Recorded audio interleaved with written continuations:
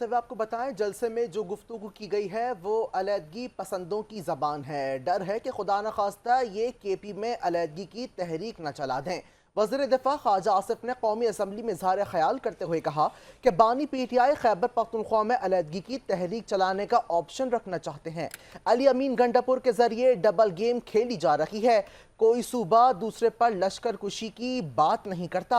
बानी PTI खैबर पख्तूनख्वा में नफरतों की आग भड़का रहे हैं। बानी PTI बार बार CM KP का नाम लिया जा रहा है।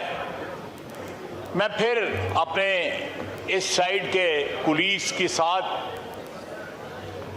मैं फिर इनको रिक्वेस्ट करूंगा कि वो वहां जबरदस्ती नहीं गए हुए थे। वो 7-8 घंटे अपनी मर्जी से रहे हैं और मर्जी से उठ के आए हैं।